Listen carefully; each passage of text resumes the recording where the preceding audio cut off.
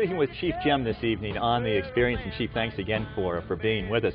I was reading with interest a recent article by Clyde McFarland, and he's kind of floated this idea out there before.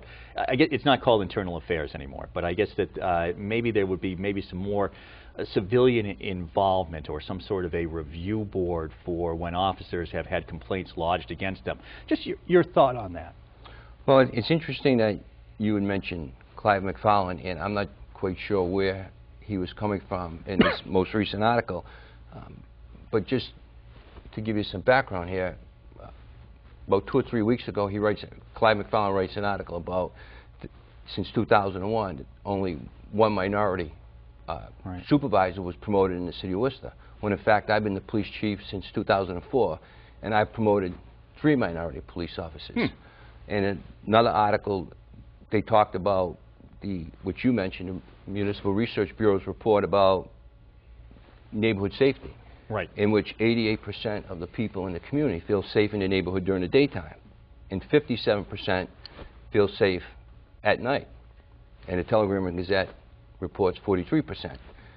So when Clyde McFarland writes that he thinks that there needs to be a civilian review board, when we have the lowest number of citizen complaints in the community, the Research Bureau reports that the citizen satisfaction with the police department is at an all-time high, you have to question the motives. And we've been through this issue with the Telegram Gazette for several years. And the last time that we had you on, as a matter of fact, it was because of the friction between yourself and the paper and Clyde McFarland in particular. But on the face of it, does the idea not have merit to have a civilian review board? Well, Hank, where's the merit when we've proven ourselves in terms of disciplining police officers, terminating police officers, suspending police officers? We have a tremendous record of managing the police department with the assistance of human resources and guidance of the city manager. And the Research Bureau does a report that says that we have an all-time low complaints. Where's the public outcry? So again, I ask you, and you're the one who brings up... I'm not sure that there's a public outcry for it, but I mean, is it an insulting idea to the officers to have a civilian review board? In all due respect, Hank, show me the need.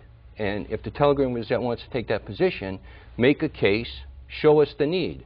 So for even to comment on that is insulting to the men and women of the Worcester Police Department, because the men and women of the Worcester Police Department serve this community with pride and dignity. So for this reporter who has a bias towards the Worcester Police Department, and that's evidence in the articles that he writes, presenting inaccurate and non-factual information, you have to get down to what is his motive. Because again, the men and women of the Worcester Police Department are well-trained, they're well-supervised, we have outstanding policies, we have a great relationship with the community.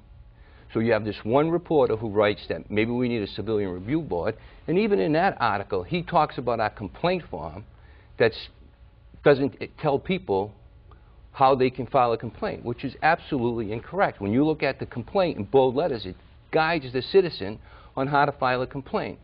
So I'd have to say that he's way off target with that.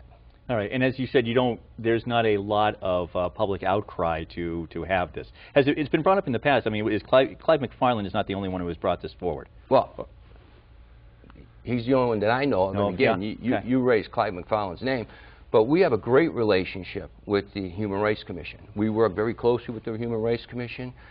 When citizens go to the Human Rights Commission, we have a liaison that works with them. We work closely with the Civil Liberties Union. So we have an outstanding reputation in the community, and so I think that it's not a justified request. Now, when you talk about your relationship with the community and the whole community, we have a number of immigrants, of course, whether they're coming from Ghana or Peru or wherever else they may have come from. Some are in Worcester illegally. What's the policy in light of what's happening in Arizona and what the Attorney General of Virginia, for example, has said, where police officers would have the right to determine if someone was in the country legally or not? You want to have great relations with the people in Worcester and with these immigrant communities. There are some people who are in the city who are here illegally. What's the policy of the Worcester Police Department about that? We've testified about this at the Human Rights Commission. We talked about this in the minority community.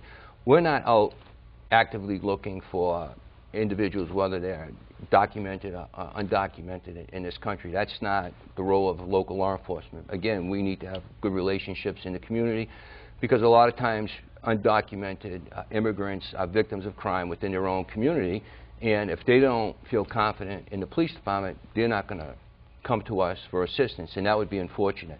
So we have a very good relationship. That's not to say that we don't use ICE, Immigrations and Customs, as a tool. If we have an active violent offender and we can utilize the resources of ICE to incarcerate that person and deport that person, then that's the approach we'll take.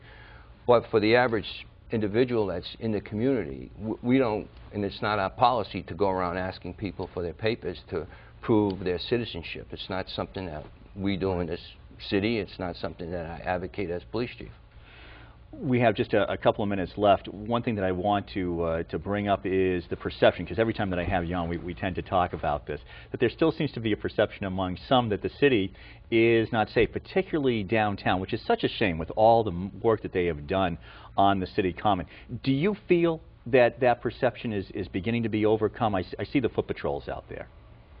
Well, again, you know, we have a changing community, and the facts that the city is safe it's difficult to overcome certain people's perceptions, and I'll hear people on certain radio shows call in and they'll talk about downtown, it's not safe, and the radio personality will say, well, where are you from? And you're from Shrewsbury or Grafton. They're not from the community, and haven't been downtown in 10 years. Yeah, absolutely. So what I would say to anybody is that experience the city. There's no place in the city that I would tell somebody that you shouldn't go into. Terrific. Chief, I want to thank you so much for coming by. My pleasure. Appreciate it for being here tonight. Coming up, we're going to talk about your financial literacy. Yeah, we'll get into that in just a moment right here on the Hank Stolz Experience.